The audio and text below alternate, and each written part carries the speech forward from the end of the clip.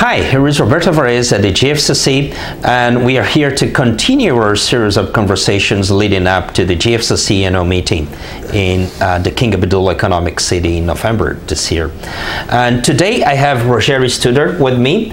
Rogerio is globally known development economist. He has a long time experience in multilateral organizations like the World Bank, the Inter-American Development Bank, and others.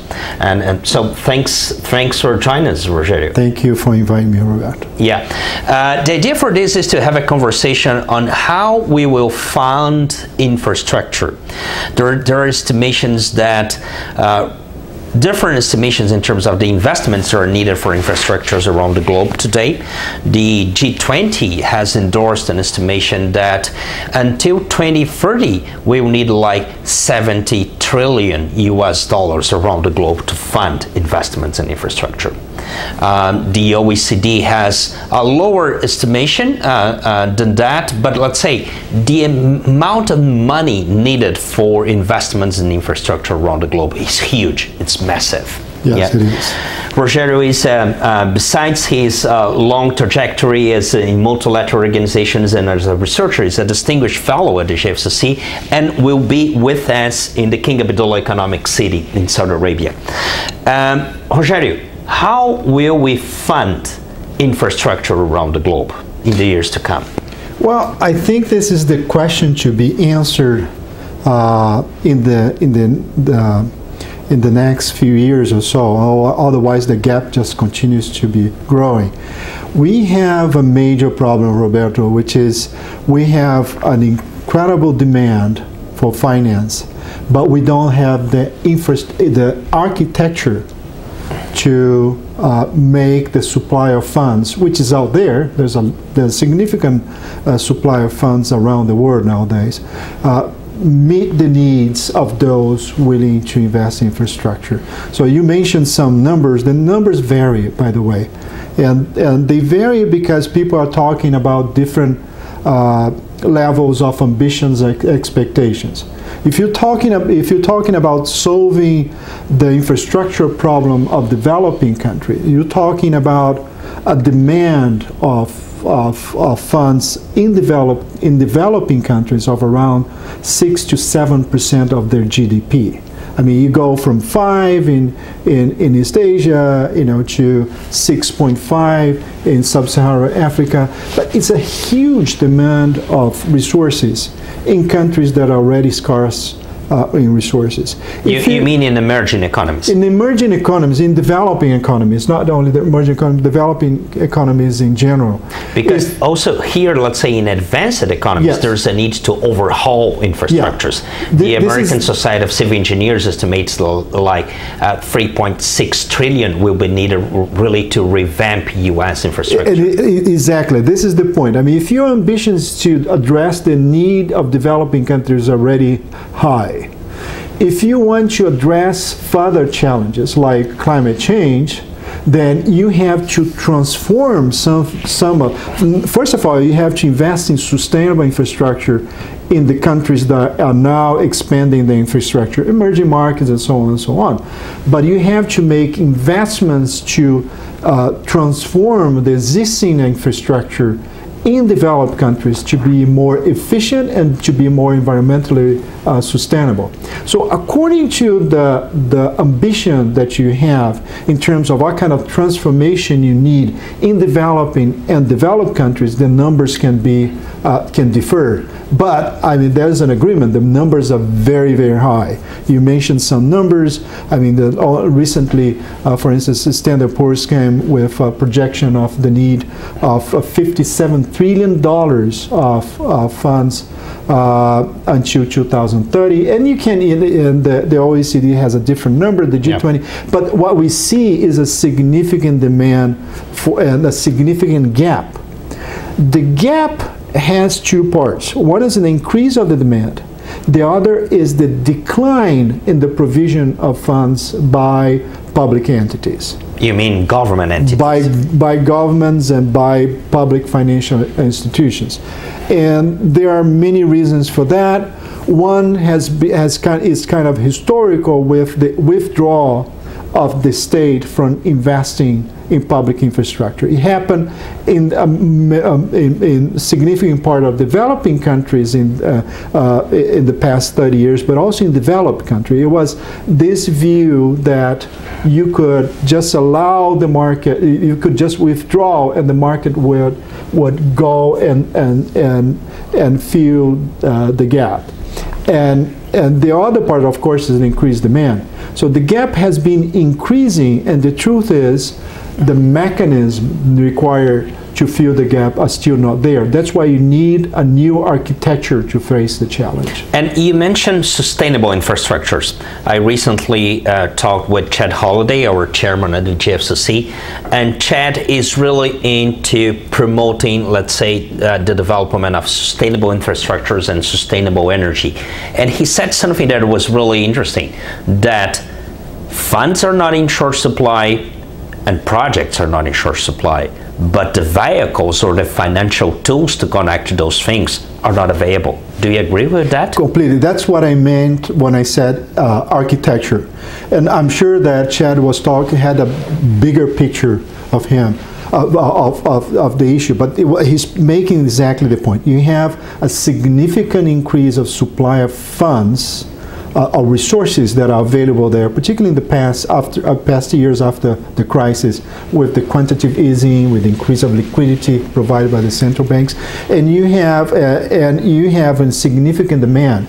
You need to create the architecture to put those two together. You mean frameworks? It's not just a framework. I think this is a very interesting point and a very important point that Chad has raised and that you have raised, and I want to elaborate a little bit on that. It's not just the instruments, not, for instance, just issuing more infrastructure bonds.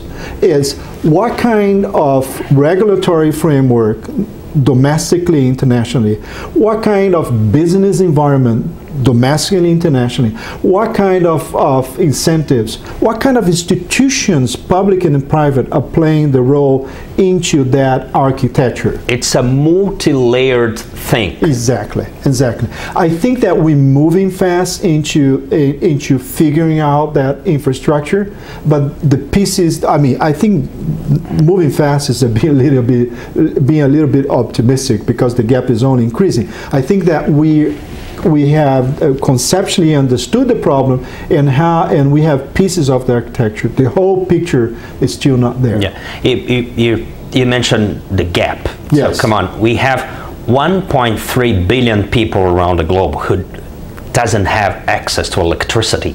Yep. We have 2.5 who doesn't have access to sanitation. So that's really a big gap. So it's a big problem and for sure a big business opportunity. Yeah. Okay. And yes, this is an extremely important point because we have to address, and when I start by saying that we have to see what the level of ambition is first, and I start saying, well, if you want to solve the problem in developing countries, that's the problem that you have. You have to address the inequality of access to basic infrastructure, to energy, to sewage, and so on, so on, so on. That's one extremely big gap. The second part, which is really interesting about what you said, is that it's a business opportunity. Yes, it is. It is addressing those issues can create a lot of business. Also addressing the issue of sustainability in infrastructure finance. So let me ask you two questions related to that, to sustainability. Yeah, because you raised this in different moments in our short conversation here. But the first is, why are you focusing on sustainability? Yeah, and the second is, you've been researching that. You've been running a global research project on the roles of development banks in the sustainable infrastructure space. Yeah. So my second question is, what's happening around the globe? Which are some examples that you would highlight as things that we should look at in terms of funding or creating the frameworks that you have mentioned? This is a very rich question, and let me take that in parts. First, the issue of sustainability. Why focus on sustainability? I think this financing sustainable infrastructure is a win-win-win proposition. Why? Well, and I'll explain. It's a win because we have to address the issue of the impacts of climate change which is not only a moral issue. I would say it's the moral, one of the moral issue of the international community. In addition to the one that is still remaining, which is poverty and inequality. But it's really a practical issue. If we take into account, for instance, that 40% of the world population lives in let's say, by the seashore, or in this range of 100 kilometers away from the sea. So let's imagine the impact to life, business, whatever that climate change. This is so. The first win is addressing the moral issue, which is what are we going to leave for the next generations and so on. This second issue has to do with the physical and economic consequences of that. And the business consequences of that. You talked about the raising the sea levels and the consequence that is going to be to have on seashore cities, but the consequences are so large that is going to affect our geography, our climate, our agriculture, our security, name it. So we have to address that. If it were not for the moral issue, what we're leaving for the next generation, we have to look at how this is going to affect our economic system as we know. So this is the second win, because you're addressing the issue of how you can sustain the path of growth in an environment that is deteriorating. The third win-win is that by investing in innovative, sustainable infrastructure investments, you're also creating the technologies of the future. The business of the future. The business of the future. If you get more, particularly young people, involved in thinking of the solutions for those problems, and bringing young people requires having projects, require having a mandate to not only to finance, but to have sustainable infrastructure investment projects. If you can bring that together, certainly it's going to create a significant amount of business. It's going to create a technological drive, and for sure this is what we need nowadays when the world economy is clearly losing dynamism. So you mentioned three things: the moral imperative, the concrete reasons of life because of the transformations that will take place, or that can take place because of climate change, and let's say this business, technology, innovation opportunities. Yes. Yeah. So, okay, I understand the rationale. And what's happening around the globe? What have you seen, or what are you seeing in terms of models to, let's say, to foster the creation of those businesses and the deployment of sustainable infrastructures? Well, for sure there has been a significant amount of innovation when it comes to financing. Okay. But there's one thing that I want, and I don't want to take much more time because that would be even a second interview. But I want to stress this. I mean, in developed countries, in some developed countries, the architecture to finance regular infrastructure is somehow there. In the United States, you have access to very deep capital markets, but you also have access to banks for the pre-completion investments and so on and so on. In Germany, you already have the universal banks working together with the government and to promote that that's not the case in most of the southern part of the globe. That's the point. That's not the case in the most southern or developing economies.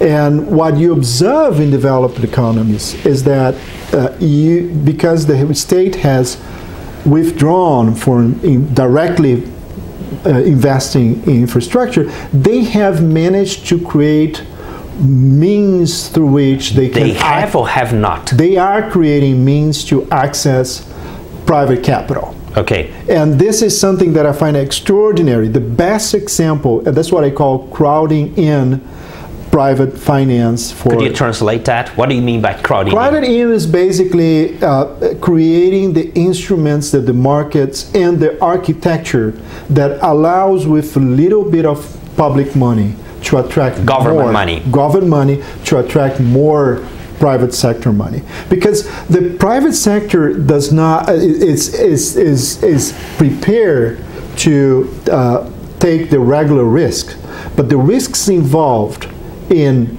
new types of technologies, new types of infrastructure are too high for the private sector to venture right away. Okay. So you need to have public institutions, public policies in order to create that infrastructure and attract more private capital. You were saying three different things here. Yes. The first is that countries in the South, emerging countries, are developing frameworks or institutions to mobilize private capitals towards investments in infrastructure. Yeah.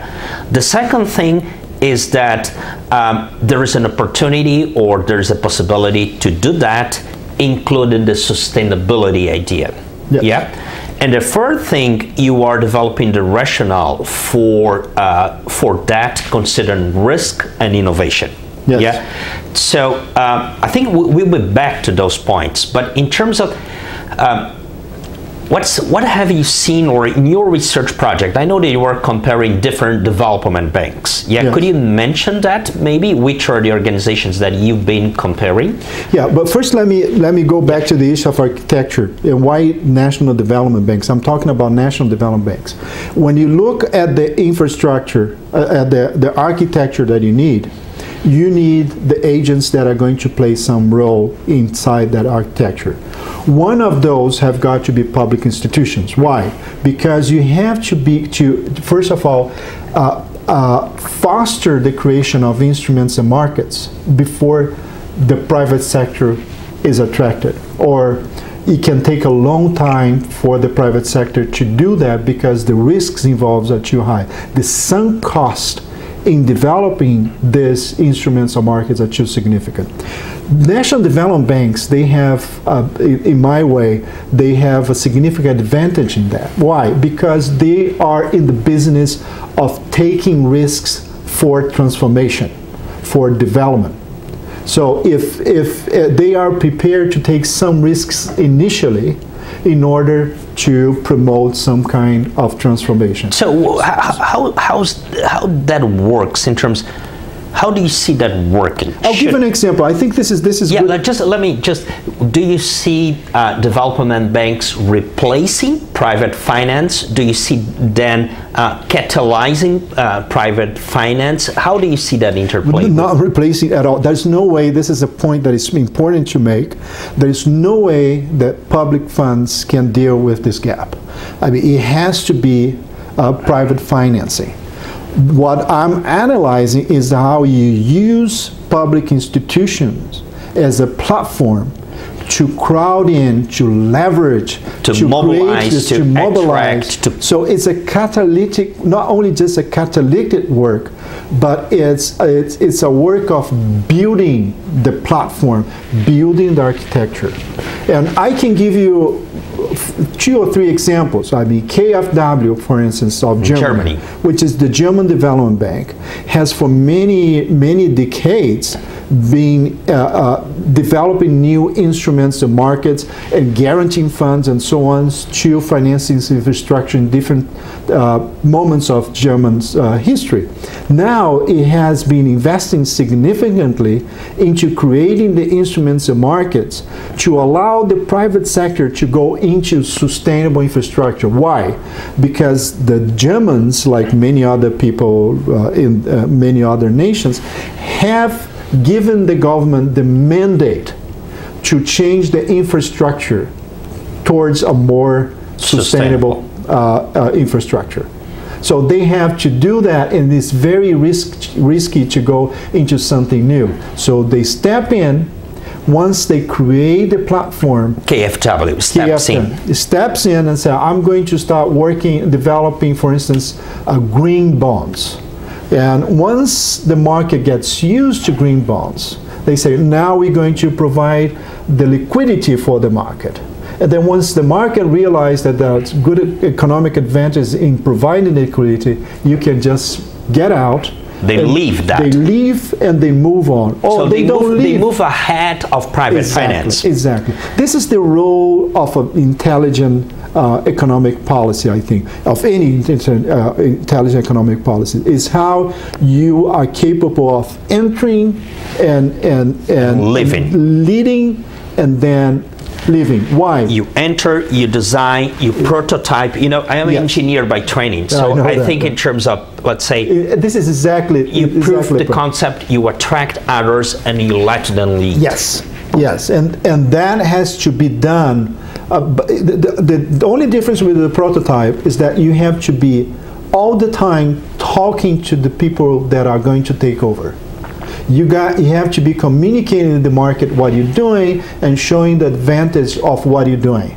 And then you get a critical mass of investors that say, okay, we want to buy those bonds, and we want to manage these markets, or we want to manage the guarantee funds required for that, and so on.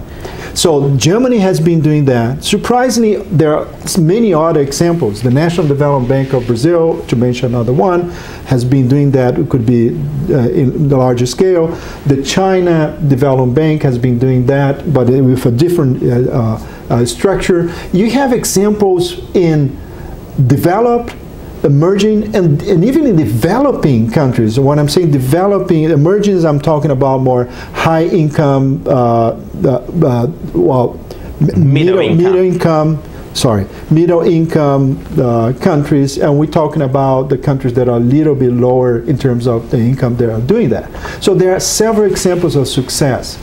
And what my research and my project is trying to do is not to reinvent the wheel, but to tap into the intelligence and the best practice that are out there and say, okay, this is how it's done in Germany, in Brazil, in Indonesia, in China, and trying to use that experience to cross-fertilize in thinking about the architecture, not only the domestic architecture, which is primarily what the research is about, but also the international architecture. Which are some of the preliminary conclusions? Well, I think my main conclusion is that there's a window of opportunity now. And the window of opportunity is that there is a significant awareness of the problem of sustainability around the globe. A mandate has been created. Only recently the Sustainable Development Goals have been approved. This is going to create a mandate, and therefore is going to create the political will to address that. Of course, we have failed in the past to address that in a significant way, but you have, through the process, create a lot of awareness of the issues that you're addressing, but also a lot of new ideas and a lot of pressure towards governments to move with that kind of agenda. So that is creating also an opportunity for business to tap in and say, hey, if we're going to do that and we have your backing, maybe we can work together and get this architecture done. Back to the risk issue. Why is that, let's say, risk mitigation or the design of new tools and frameworks, institutional frameworks, why is that more critical in the case of sustainable infrastructures? Well, because every time, risk is about looking at the past and projecting the future. This is what, I mean, if you go to a bank and say, I want to open my account, it's going to look at your track record and it's going to see your capacity to repay in the future. Suppose that you are a student. Okay, you just came out of university and you have your degree and so on, but you don't have a track record. That's why it takes so long for them to see you or to see a student as a good paying customer. Okay, so risk is about basically looking at the track record and looking at how this is going to impact your capacity to repay, but also impact the market. When it comes to projects, it's more or less the same. I mean, if companies have been financing hydroelectrics for many years, but when you look at the alternatives, the impact both in terms of revenues and in terms of the impact that they're going to have in the business environment is unknown. So it becomes more difficult for you to evaluate if this is a good risk or it's a bad risk. You have very little track record, and you have to make a lot of assumptions to see, okay, this is an investment that I can put money and is going to be repaid with the return that we have. That's why when it came to infrastructure, it has traditionally been the state that stepped in.